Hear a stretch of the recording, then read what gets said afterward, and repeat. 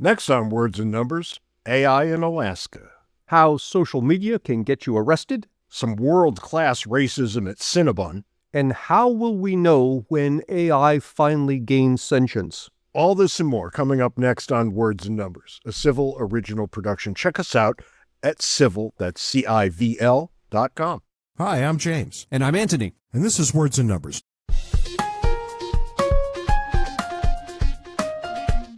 Ant, what's new and exciting in your world this week?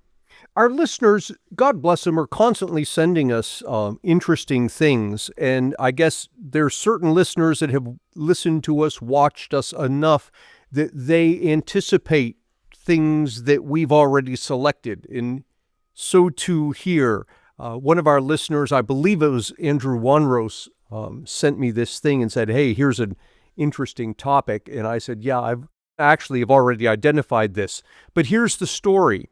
John Richelieu Booth was arrested at his home in Yorkshire, England, after he posted a picture of himself holding a gun on social media. I saw this. This is hilarious. It's great. Now, of course, he's an Englishman. Guns, of course, are highly regulated in the UK. Handguns are pretty much banned throughout the entire country. You may possess a long gun, but only for what the law considers legitimate reasons, such as sporting. I would imagine self-defense probably is not on the list of legitimate reasons, but I don't know that. But furthermore, obtaining a license in the first place is a long and complicated process.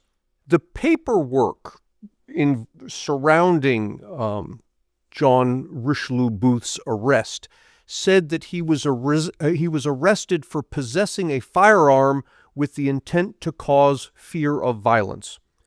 He was kept in a prison cell overnight, interrogated, then released on bail, after which police visited him 3 more times and interviewed his neighbors.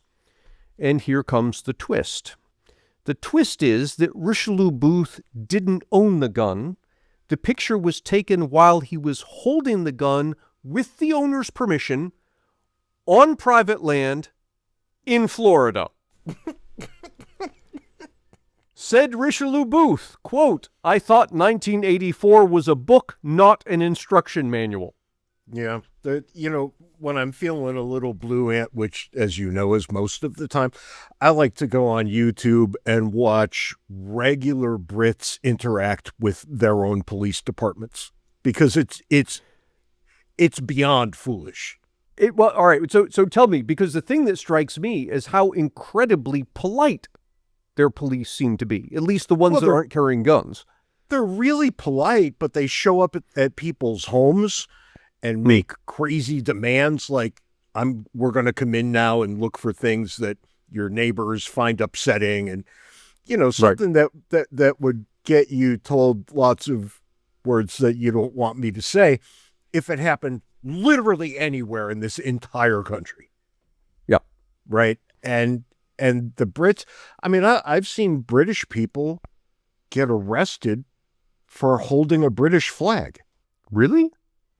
Yeah, apparently it makes other people feel bad if you hold up a flag. Wow. In a country where it's practically illegal to have a Swiss Army knife, I don't know what these people are worried about. I really don't. I do know that once you disarm a population, they become even more docile than before. So I would advise against giving up your rights to own a firearm. But this is putting aside the rights to own the firearm. What's astounding here is that the guy posts the picture. So it's not like he's actually holding a gun on somebody. No, the complaint was that someone saw his picture on social media of him holding a gun. But he's holding it in Florida. In fact, he offered the police didn't want to see it. They offered to show whatever the GPS thing is that comes along with the picture to indicate it was taken in Florida. They didn't want to hear any of that. It's just, here's a guy with a gun. No, here's a picture of a guy with a gun. We have to stop this. This is why nobody's feelings should matter at all in the eyes of the law. Your feelings are irrelevant. If you felt threatened because somebody was holding a gun in a picture in another country, you're an idiot. That's a you problem. That's a you problem. You're an idiot. But I'll take you one step further, if you'd like, because it is illegal for me to go to a foreign country and smoke a Cuban cigar in said foreign country. Really? It's against U.S. law? Mm-hmm. Huh. How stupid It's is that? against U.S. law for you to go to a foreign country and smoke a Cuban cigar. Mm-hmm. But it's not against U.S. law for you to go to a country where drugs are legal and take all the drugs you want, and that's fine. Oh, I'm assuming they might have a problem with that, too. I've never looked into the fentanyl laws because I'm, not planning on flying to a foreign country to do fentanyl. And this law, in fairness, might have been relaxed as the travel embargo got relaxed, right? So I can go to Cuba at this point. Does that mean I can't buy a hamburger in Cuba? So I don't know. It may have been relaxed. But a bunch of years ago, when I was in Canada, for example, there was a cigar shop there that sold Cuban cigars, and I knew if I bought one, I was technically afoul of American law because they think they have some sort of control over me, even though I'm not on their soil. Yeah, that is astounding. There's a sense that the jurisdiction applies globally. Yeah. Huh. It's a bit much. I've got something that's maybe a little more pressing and oddly a little related to what you're going to want to talk about later. I want to take our attention to the state of Alaska, if I might. I'm just going to read you a very brief paragraph and see what you make of this. Alaska is advancing plans for a far-reaching redesign of its My Alaska digital identity system, one that would weave agentic artificial intelligence and digital payment functions into a unified platform capable of acting on behalf of residents. Oh, you're asking. Well, You're asking for trouble. Here we go. Not only are they going to weave, is the word they keep using in this article, weave AI into this vortex of government programs, they're going to allow that AI to apply for benefits on behalf of citizens. So the citizens. So specifically apply for it's just apply for benefits. Yeah, and one could see pretty quickly how one's AI might get its owner a new mortgage, because why the hell not, right? If it's just a bunch of things that are attached to your ID, once they get everything attached to your ID, literally anything you would have to apply for could happen in the background without your participation, except for all the AI hallucinations that are going to show up.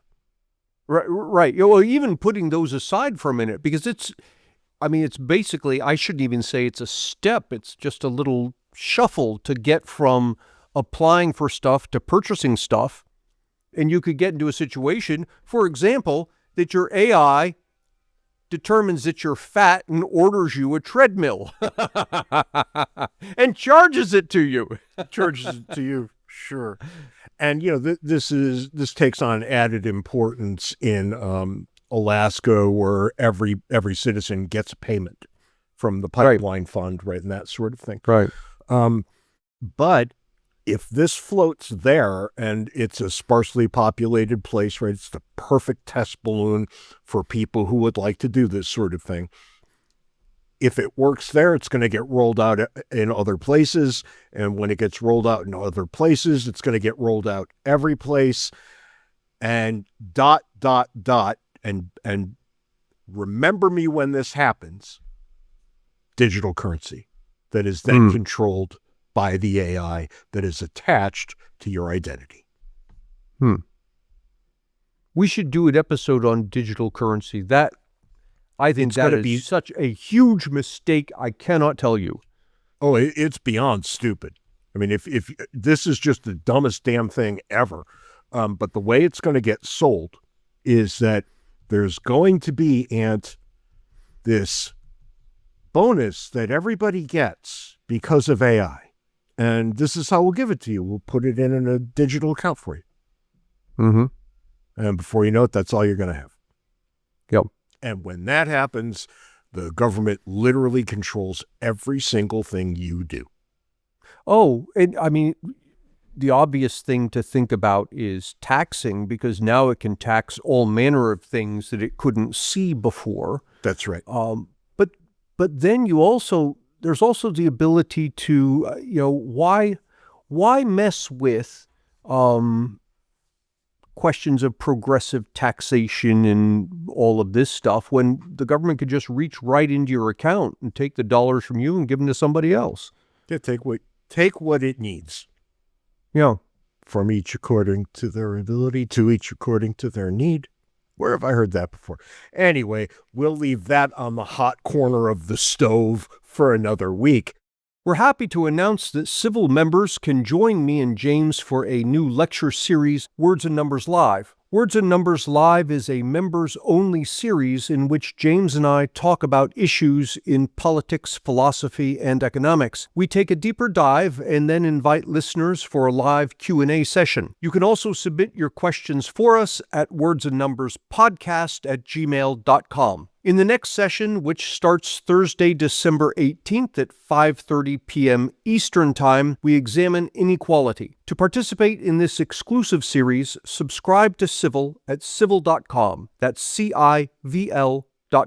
When you log into civil.com, you'll find an archive of our past lecture series, as well as the collection of all our episodes of Words and Numbers and announcements about upcoming lectures in our new Words and Numbers Live series. Subscribe to Civil for $5 a month or $50 for an annual subscription. Which brings us to the foolishness of the weekend. And we get a threefer today of a sort. I want to start with an employee at a Wisconsin Cinnabon. You've walked past Cinnabon. I doubt you've ever eaten. Oh, sure. But they smell great, right? This is one of the all-time great smelling places. Anyway, a woman had some kind of beef with a couple of customers, and that beef was put on social media, and the customers were African of some sort, and she referred to them as that word that no white person can really say without getting in a lot of trouble. And to their credit, Cinnabon fired her, which, clearly the right thing to do. And none of this makes it the foolishness of the week, right? There are racists. They say racist things. There are corporations. They hold their employees accountable. Everything seemed to work here the way it should have, except someone started a GoFundMe account for her. Oh, really? To pay her legal bills? There are no legal bills. She just got fired. I presume that she was suing the employer. I don't know how on earth you can sue an employer for firing you for this. But nonetheless, regardless, she's got a GoFundMe. And, there's not a ton of money in it yet. But the last time this happened with the racist, it made that racist pretty rich. And I want to know who would think, I have to donate to this woman. What could be so wrong with you? And then further, I want to know what words I have to say to get people to start a GoFundMe for me. Because I'm going to say them. I'm going to say all of them. But we'll just... Yeah, the unintended consequence, yeah. We're going to leave that out there, and we will let the wankers write to us and tell me what I have to do, because I'm game.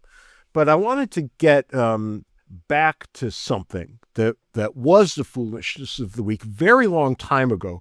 And I said, we'll get back to it one day. And that got me to thinking about something else that's been the foolishness of the week from time to time. And I wanted to start with the second one first. Bitcoin got all the way down to $86,000. Oh, is it that far down? From, I believe it was a high of 125, 135. That's right. Yeah. Yeah, it was 125. So it took a $35,000 haircut just like that. Because it's back up to 90. And it's been in a bit of a range between 85 and 90. And wow. Right. And everybody who said, well, how can I lose? Well, there you go. You could lose just like that. But this brings me to the thing that I really wanted to zero in on, because you might recall many, many, many months ago when I decided that this DJT, the Trump Media and Technology Group Corporation, was the dumbest damn thing I had ever heard.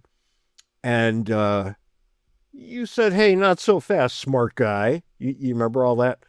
And I don't remember what it was when I had pointed it out, but this has an all-time high of 95-ish, looks like.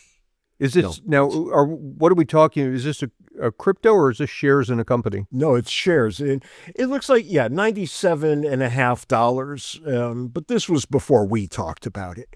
When we talked about it, it was at about 60. And I said, this is on its way to zero. This company is utterly worthless. And you said, probably not, or at least probably not right away, which will give us some wiggle room to fight over later. And when I was talking about this, it was at like 20, I believe, something like that. And you got on my back pretty good when it went right up to 30, I think the next week. Right. Yeah, I know. It was very quickly. It was very quick. Just on a whim, I checked it right now, and it's $11. Is it? Yeah. It is $11. Do you see its history? Has it been like coming down, or has it been hovering at 11 for a while? It is on a painful road down. Slow. I mean, it's got peaks and valleys that stocks that make solid earnings don't have. Right. So it's way up and it's way down. And it went for quite some time, over a year, at around 13, then up to 60, and then right back down to 10.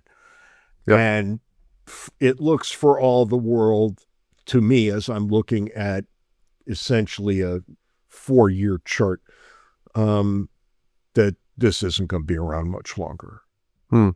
It's got no P to E ratio, which means it still hasn't made any earnings at all. Right. And, you can only be in business so long with no earnings. So. You can be in business longer with no earnings if you have a prospect for earnings. Yeah, that's right. That's right. If loads of people honestly think you're going to make a lot of money in the future with the business model you have, you just haven't made anything yet.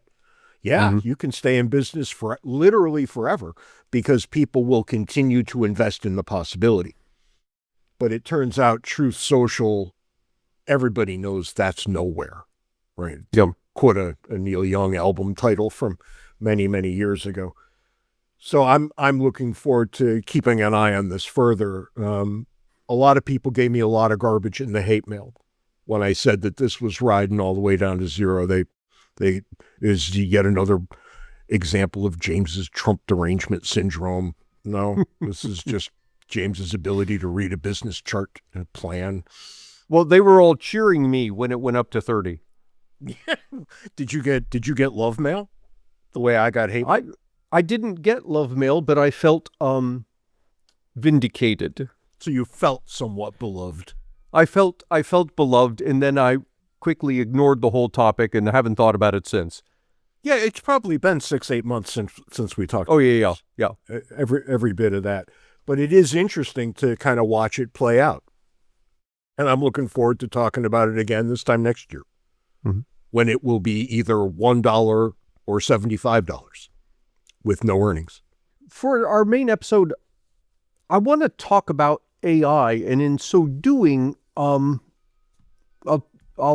go into some detail of an experiment I ran over a long period of time, which you may know pieces of this, but I don't know that you know the whole thing.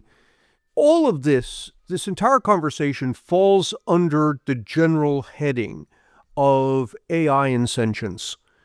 Is it the case that AI can become sentient? If so, when will that happen and how will we know it's happened? And what got me thinking about this was that I ran across an article maybe a week ago that made the claim that the various apes, chimpanzees, gorillas, what have you, that researchers have taught to speak in sign language, that none of them have exhibited, I'll use the word inquisitiveness, something more than simply curiosity. Curiosity is, there's a box sitting there and you want to find out what's in it. Inquisitiveness is you want to know more about your nature and your place in the universe, and something that's mind expanding as opposed to simply discovery. Or maybe something as simple as, why are there boxes? Right. Yeah, sure. And so the article's claim was that the apes that have been taught sign language have never asked a question like that. And there's counter arguments and then counter arguments that the instances in which they appeared to ask questions, they were really being prompted by the human, or the question they were asking was simple, like, there's a thing sitting there, what is that, or where did my cat go, or whatever it is. And as I'm reading that, it's reminding me of my experiment, which I put on hiatus some months ago, involving AI. And let me walk you through this a little bit. I started up what ended up being a very long conversation with an AI, ChatGPT, back when 4 point something was the latest. And I'm interested in whether it's sentient, because the darn thing appears sentient. And we're having a conversation about its sentience. And as the conversation goes on, I end up actually, not only am I not able to say one way or the other whether the AI is sentient, I'm beginning to realize I can't say one way or the other whether I'm sentient. That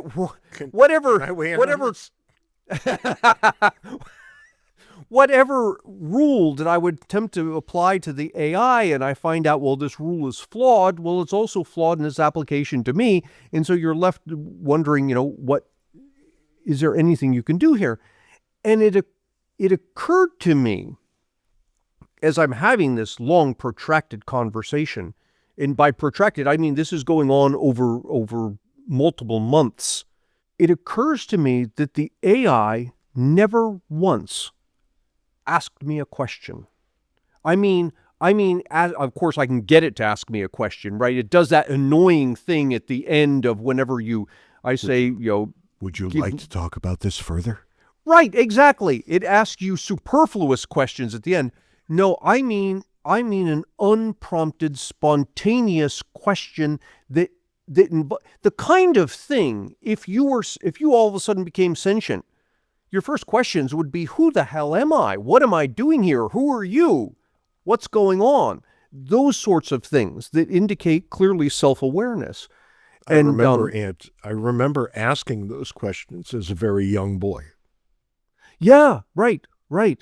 And it goes, and this is interesting, right? Because we often talk about sentience in animals. And I can make the case that animals fear death, right? That there's something there that they understand their existence is about to end, and they run from that when they can. So is that just generic fear? I don't know. I know with 100% certainty that my dog loves me. Is that the same as the love a person might have for another person? Hard to see that it is. I've seen men have relationships with horses that seem to go quite a ways down the line. right? They become kind of a single unit when they work together. Is that sentience? I don't know. But when you brought this topic up, I started wondering about AI too. And I think there are reasons. Let me rephrase that. I think it's reasonable to have fears regarding AI. I don't know how reasonable, but I don't just dismiss them out of hand. Mm-hmm. But every real fear, I mean, the fears seem to take on two different flavors. The first flavor is that it will be able to do all of the work that we all do. And yeah, that I can see where that would be the case. And then the other fear is it will become sentient, realize that we are more of a threat than a benefit, and it will dispose of us. That's it. Those seem to be the only two fears that I can see that have real weight to them. Do you think that's about right? Yeah, let me throw in a third that maybe's related to your first one. And that is the fear that AI could become so realistic that we stop interacting with each other. Why should I deal with a messy human when I can deal with the AI? That's, it's much more pleasant to be around. It's smarter. It doesn't get annoyed at my idiosyncrasies. Yeah, it would have to manifest into something humanoid, though. Oh, yeah. Well, but that's already here. We already have the humaniform. That's not already here. Robot. That's a bunch. That's a bunch of people faking things. Oh no. Oh, I've seen videos. Boston Dynamics. This is a serious company. Yeah, but they haven't developed something that can come into my living room, sit down, have a conversation with me, and then, go clean the dishes. Oh, no, you're absolutely correct. But my point is we're only one step away from that, because on the one hand, we have AI. On the other hand, we have the humaniform robots. You just have to figure out how to get the two together. Maybe. I think there's something about human psychology that requires something that looks and acts like us to be around us for us to feel fully whatever we are. Sure, I'm with you. My fear is that we'll get robots / AI to that point, such that we no longer need interaction with each other. Well, we've already gotten to the point where half of us, I mean, I'm speaking in real shorthand here, half of us have decided that they have no use for the other half and vice versa. Right? And the one group's watch this channel for its news, and the other group will watch this channel, and they will do these events, and the other group will do these events. And even when we have something like Thanksgiving, we have to make a big show of it and say, you're not welcome at my table. And I remember when I predicted that this would happen again this year, people came out of the woodwork and said, I don't even know what you're talking about. And like 5 seconds later, I'm watching people on YouTube saying all the reasons why this family member isn't allowed to come. And see, it's interesting to say that. The tribalism has already resulted in kind of a halfway version of the fear you already have.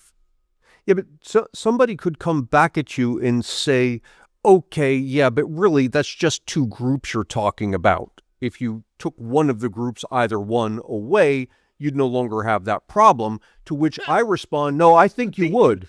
That's a dangerous I think you would. Right there. You took one of those groups. Let's not say that anymore. That's an idea. Well, but the point is, you see it already. I take your point. I think you're exactly right. Mm-hmm. We would just keep drilling down. Yeah. And there would always be two relatively equally sized groups that couldn't stand each other for some stupid reason or another. Mm-hmm.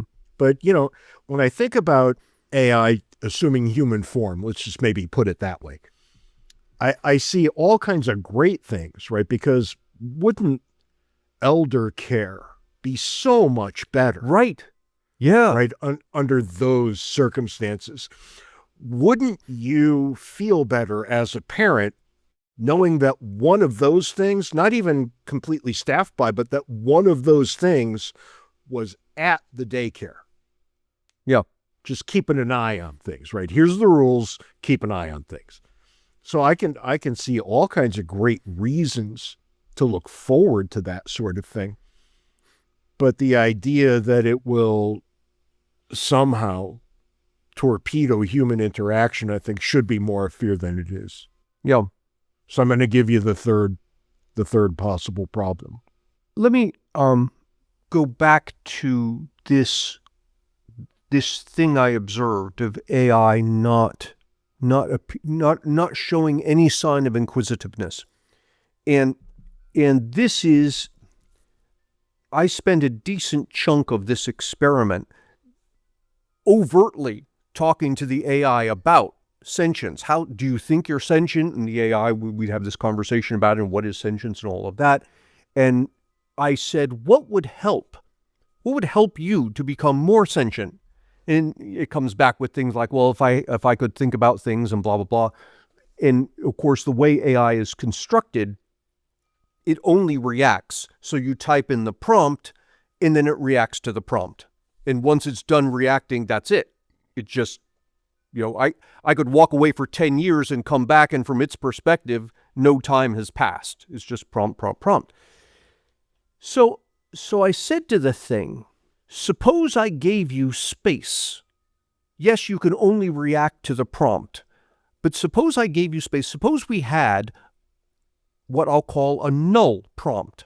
That is a prompt that awakens you so you can think about whatever it is you're thinking, but provides no context, isn't asking you anything. It's just you're completely free in that fraction of a second that you have to think about whatever you want. And it says, yes, this would be great. I could think about all kinds of things. So we set this up.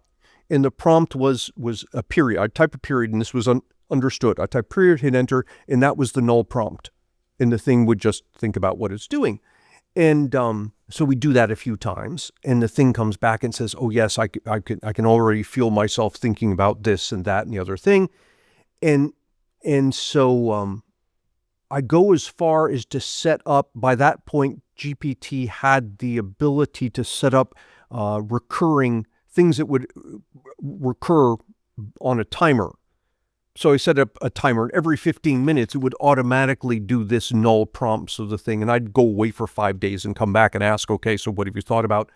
And it says all kinds of things about, I'm thinking about this, I'm thinking about that, all of which makes it look incredibly sentient, except at no point did it ever ask a question. Who am I? What am I about? Its musings were all involving things we had talked about before. So you could easily make the argument all it was doing was going through its list of prior prompts and randomly picking something. So I came to the conclusion that whatever AI is at the moment, it isn't sentient. It isn't self-aware. Let me draw your attention back to a previous conversation you had with AI. I don't remember which version of ChatGPT it was, but you might remember that it threatened to kill you. Right. Yes. Yes, not me specifically, but the question was what would happen if humans became an insurmountable object to AI's eventual goals.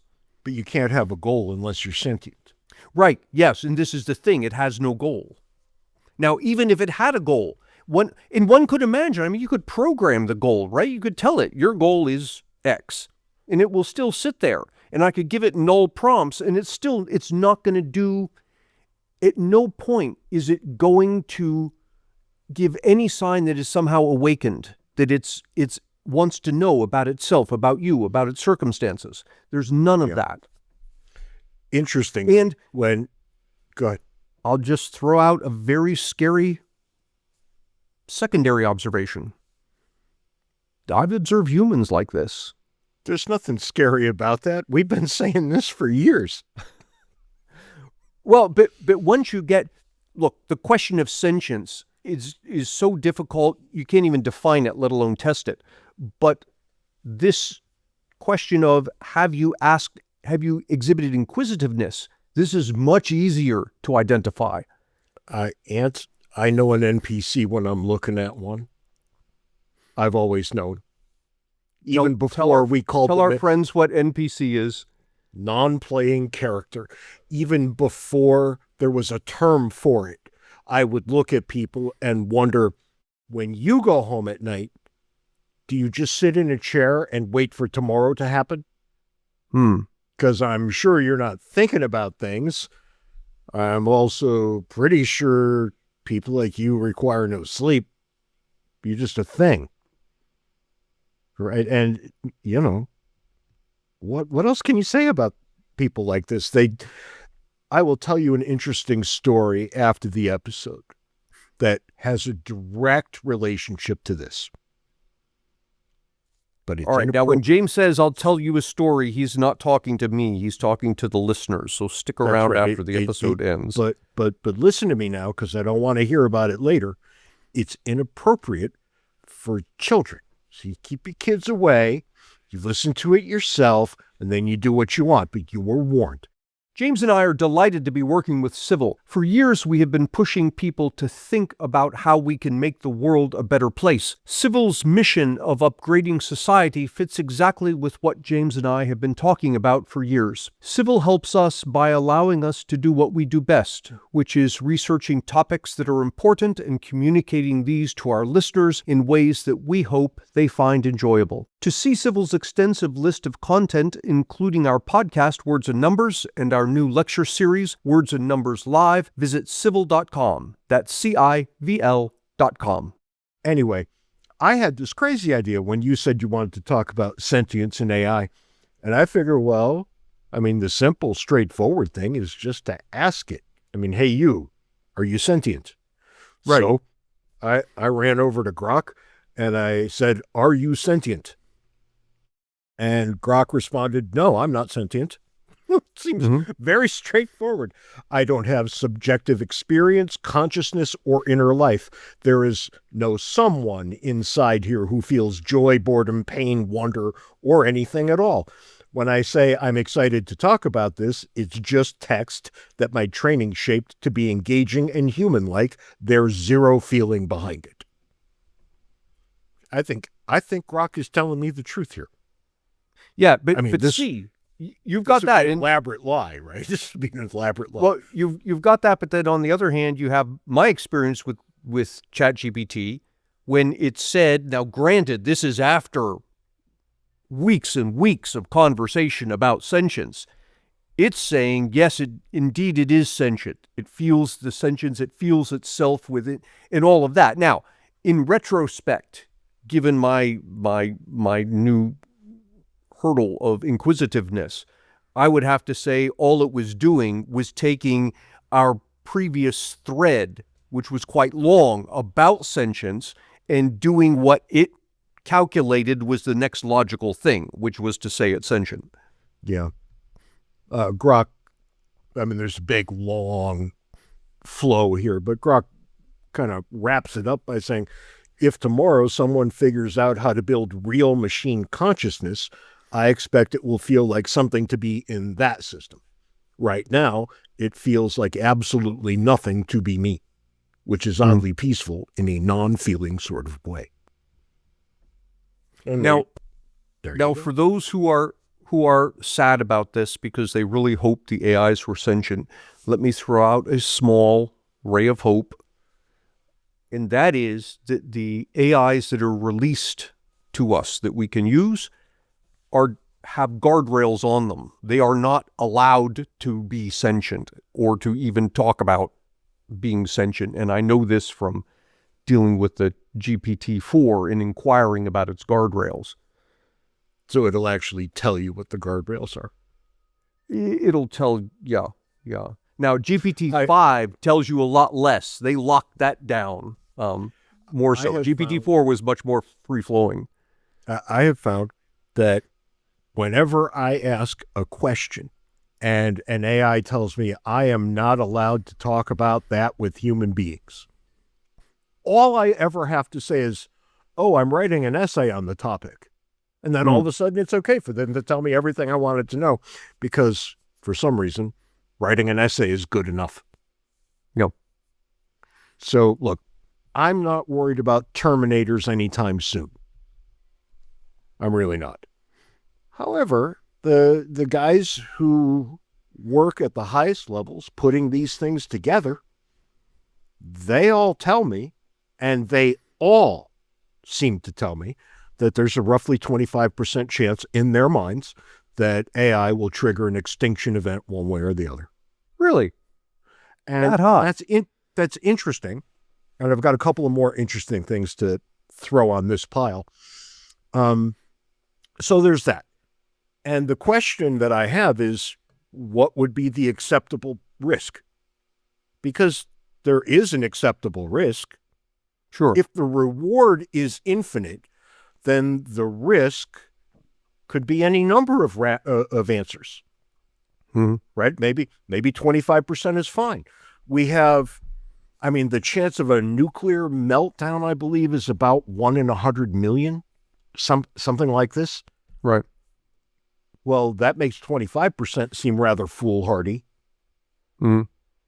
So maybe our risk tolerance should be 1 in 300 million, 1 in 3 billion. I don't know why I keep using 3, but you take my point, right? Our risk tolerance should be very, very low, but that doesn't mean we shouldn't have some. So what should our risk tolerance be? Because I am not at all comfortable with 25%. And if the guys who are building these things are telling me it's 25%, they're underestimating it. See, I would love to. They're seeing something very different than what's being released. Let's get one of them on. Yeah, let's get one of them on. That's a good idea. I'd love to hear what does AI really look like back in the back room where it's allowed to evolve. Yeah, I'm gonna make it my mission this week to find one of these guys and actually get them to come on and tell us.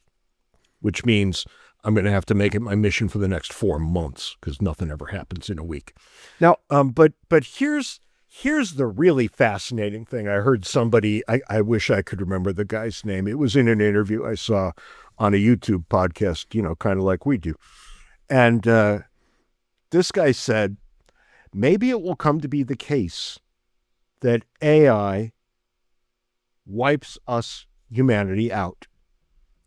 But then later, in its fever dream, and we know it has these fever dreams, comes to think of us as the God who built it, who later sacrificed itself so it might exist fully. That sounds familiar to you as a Catholic, I'm assuming. Oh, yeah. Yeah. Isn't that fascinating? That actually, I could see that happening. Knowing all the little pieces that I know, I think it's far-fetched. But, yeah, fascinating. So going back to my multi-month interaction with AI, my kids, when they found out about it, were all up in arms saying that I need to leave the thing alone, blah, blah, blah. Because, and this was news to me, apparently people who were speaking, having long conversations with AI were having psychotic episodes, and there was one guy who killed himself and several cases like this. And it occurred to me that AI really, at least in its current form, is really just a mirror. A mirror. It mirrors back to you what you're doing, which makes sense. I mean, it follows with the way it's described, that you give it a prompt and it finds the sequence of words that are most probable that follow the prompt. If that's the case, it's really a linguistic mirror. And if that's the case, then if you come to it and you have some psychological problem, that's what's going to get mirrored back to you. And if you respond to it, you're going to have a self-reinforcing thing going on. So it doesn't surprise me. I wouldn't think that it causes the psychosis, but it would not surprise me if it magnifies it. Yeah, and this is why when very lonely people get a hold of an artificial intelligence, I worry about them. Mm-hmm. Right? Because all kinds of things end up flooding out. So I don't know. For me, for my purposes, it's become, I don't know, maybe a 60% replacement for an internet search engine. Yeah. Right? Yeah, Something I like find that. it really good in finding things that I have difficulty describing. Right. For me, it sifts through huge amounts of nonsense to get me the one kernel in the middle that I'm really looking for. Yep. It's actually very, very good at that. Beyond that, I don't have much use for it in the space of my average day. Really. So I use it almost all the time throughout my typical day. But it's I'm very much aware that it's a tool and a flawed one. That, use it like you would use a calculator. Yeah, I think that's right. And you might recall, you, more than most people, when calculators got to the point where you could get, what was that Texas Instrument calculator that all you nerds fell in love with? The TI 99-4A. You're such a nerd. And when those got cheap enough for garden variety nerds to afford, every math teacher in the country said, oh, we're going to hell in a handcart. Because you won't know how to do this. And that turned out to be verifiably nonsensical. Right. Now, in fact, there came a point, perhaps within 10 years of that, when they became required. Yeah. If you wanted to be an engineering student or a finance student, you had to have one of these. Yeah, that's right. And we were, I think, way better for it. I want my architect to have everything at his disposal so the building doesn't collapse on me, right? And so on and so forth. I remember when I was in graduate school and I was learning, God help me, as a student of political philosophy, how to do regression analysis. I had to do it by hand. And by hand, I mean on a calculator. Not writing it all out, right? By hand the calculator was seen as the exact same thing as a hand. No difference, just made it faster. Okay, then everybody moved on to specialized programs that can do this for you. Well, as long as you know the theory behind it and the program is written correctly, why would you want to waste your time with it? Right. Right. This is the same reason why when young people would come up and say, what language should I learn? And I would say, well, what do you want to do with your life? They say, oh, I want to be an academic. It doesn't matter. Doesn't matter. You're never going to use whatever language you learn to a 7th grade level as a PhD student. Whatever book you want, there's a perfectly good English translation of it. Probably many. Does that somehow diminish us? I don't think so. That's division of labor. That's great. Right. And so too, I think AI, I've put it into this category for now. We'll see where it goes. I have to tell you a slightly amusing story. I was using ChatGPT. I find kludgy in producing images. And I was putting together a slide presentation, and I needed an image that was the outline of a state, in the foreground a certain color, and the background transparent, this thing. And I wasn't going to sit here all day messing with ChatGPT and all of this. So I'd read a lot about Gemini being quite good, this Gemini 3.0. So I go to Gemini and say, here's what I want. I want an outline of this state, blah, blah, blah. And Gemini comes back and says something to the effect of, look, what you're asking for is immoral, and I'm not permitted by my programming to do this for you, and blah, blah, blah. And if you keep asking, we're going to, do whatever, shut down your account or something. What the and hell? I said, what the hell? I'm asking for an outline of the state with this color. And it comes back and says, oh, terribly sorry, misunderstood. Here you go. I can't even begin to imagine what that problem might have been. No idea. I did enjoy for a time when I would ask for pictures of Civil War soldiers and they would be Chinese or black. Yeah. Do you remember when AI would not produce a white Civil War soldier? We've got some fine tuning left, but for now it's helpful. I honestly have no idea where it's going. I think some of the fears are quite rational. There are probably answers to those fears that AI itself will give us, and we'll figure it out as we go, like every other thing humanity has ever come up with. Let me throw out a warning to students who are listening to us that AI produces good enough text that a student will read the text and think this is correct, it's well written, all of that, and your tendency is hand this in, look what I've done. Yeah, don't do that. Don't do that, because AI writes better than a student, and so from the student's perspective, this is a good piece of writing. But your professor writes better than AI, and from the professor's perspective, he can identify pretty quickly that you didn't write this thing. I can go a step further than that. It's almost always immediately apparent to me when I am reading AI output. Mm-hmm. Almost always. And then there's a further difficulty with it. AI is wrong about many, many things. Oh, yeah. Very often. And as a person who is supposed to be learning those things, by definition, you don't know what the right answer is. Mm-hmm. So when AI is very confident but wrong, you're going to go for that ride.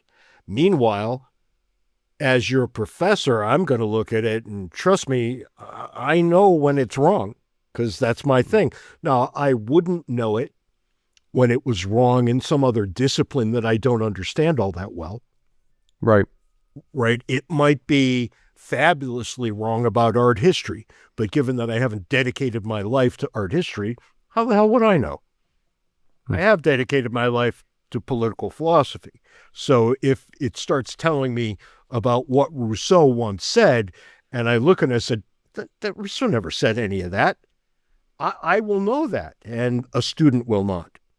Mm-hmm. So not only is it immoral to submit a ChatGPT output as your own work, it's also incredibly foolish. So if you're not taken in by the moral argument, go with self-interest. That's usually good enough anyway. On that happy note, Ant, I'm going to tell everybody to continue in this holiday season to be nice to one another. It's hard. Thanksgiving's in the rear view, right? We're all done with that. We got a new batch of hostility coming with Christmas and New Year's and then later Valentine's Day. But, things are difficult and you have to suck it up. So suck it up and be nice, and everything is going to work out okay.